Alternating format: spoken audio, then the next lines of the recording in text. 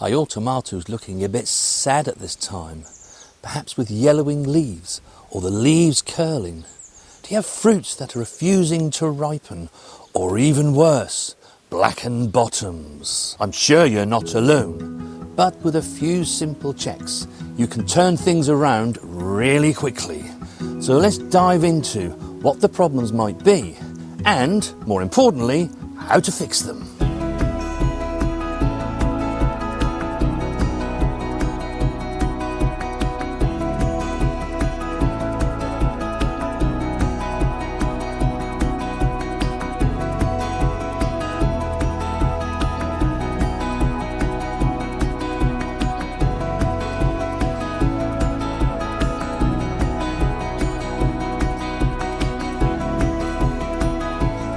July is when problems can start to show, and if we don't act fast, we risk losing the best part of our harvest. In early summer, of course, all is looking well. You've just planted them into the ground, you have strong growth, green leaves, and your flowers are starting to form. But now in July, you may have very small fruits, twisting leaves that are beginning to turn yellow. I've had all of these problems over the years that we've been growing tomatoes, but once I realised and started treating these plants like the high maintenance divas that they are, we started to get excellent results. Blossom Endrot. Now this one looks nasty. The bottoms of your tomatoes will be black, and in texture it will be like leather, all leathery. But it's actually not a disease. It will be a calcium deficiency. Now for most people, calcium is in your soil and there is enough of it to actually give your plants what they need. So that won't usually be the problem. Your problem will be irregular watering. Although there's calcium in the soil, the plant just can't take that calcium. It needs to take it up through water. So if you're not watering regularly enough, those roots can't take up the calcium and it doesn't get to your fruits. Remember, the fruits are the furthest away from the calcium that's in your soil. So by ensuring that these are regularly watered, it can keep sending up that calcium to the fruits and you won't suffer with Blossom Endrot. Leaf curling. Now this could be caused by a number of things. It could be caused by a pest, it could be caused by disease, and sometimes it's caused because you're overfeeding your tomatoes. Now in our case, these leaves are actually starting to curl in. We know we have a slight white fly problem. We can see them on the plants. So even now while we're filming, Mrs. W is boiling up some garlic heads. We shall make that into a spray and we shall begin a spraying regime to reduce the number of whitefly that are in here.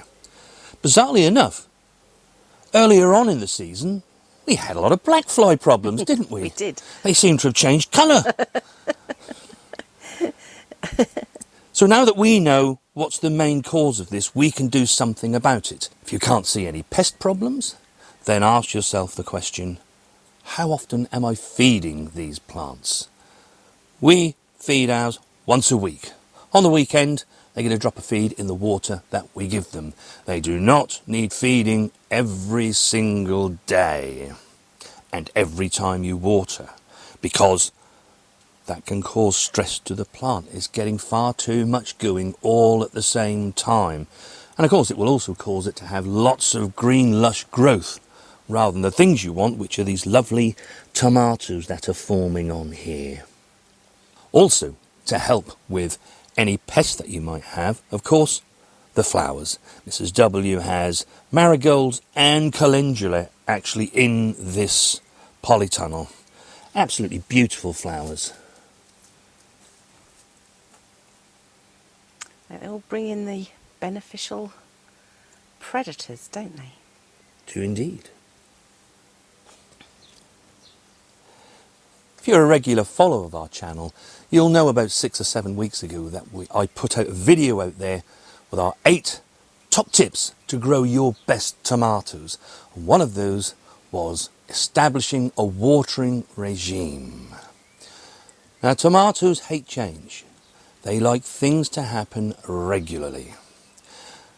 They go from being bone dry one day to absolutely flooded the next. That's when you can really start to get problems. If you've got fruit on them, they'll begin to crack because they take up so much water in one go.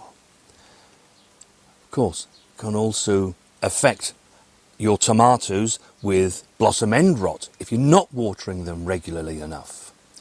We usually tend to start the year off by saying, okay, we're going to start our regime whereby I'm going to water you every 2 to 3 days, and I'm going to feed you once a week once the fruit begin to form. But of course, here in the UK, it's been blisteringly hot. I'm assuming it's been the same all over the UK. We live in Norfolk. The other thing it can cause is that if these go without water for too long, then your leaves can start to fall off. So don't let that happen. Establish yourself a watering regime. And going back to where I was, yeah, it's been so hot here in our new dig Norfolk garden. And in this tunnel sometimes it's been well over 40 degrees. Sun has been shining brightly. Sometimes you then have to say, okay, I'm going to water you every other day now. And on the really hot days, when it's been in the sort of early to mid 30 degrees, outside this is, and approaching 47, 48 degrees centigrade in this poly, we need to just temporarily water every day. But you don't want to be flooding these. What you want to be doing is doing it regularly so that the soil is moist. The idea here is not to go in there once a week and absolutely flood them with water. That will do you no good. That's what will cause a lot of the problems that we're talking about today. Yellowing leaves. You can see that some of these leaves have got some yellow spots on them. And this can be caused by a number of things. It could be that they're not getting the minerals that they require. It could also be a pest that's causing a problem. If it's just a few on the bottom of the plant, remove them. They are likely to be aging leaves. But if it's starting to spread up the plant and you can see that a lot of the leaves are starting to go yellow further up the plant, there's definitely a problem. So start with, if you're not feeding, give them a feed and see how the plant responds. I would, however, remove any yellowing leaves. Poor pollination. That can mean a number of things. It could be down to the heat and the humidity that we've been experiencing lately. But of course, it could also be because there's a lack of bees, a lack of pollinators.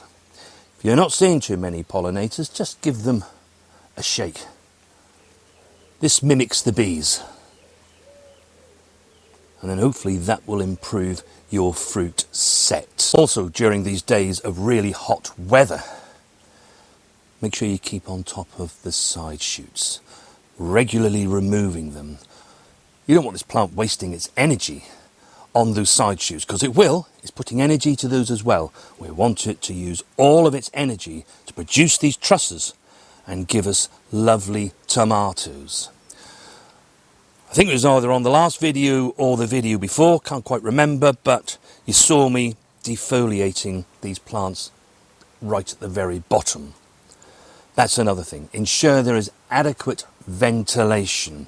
That will also help. And of course, going back to Mrs. W's lovely flowers that we have in here. These attract pollinators as well as beneficial insects.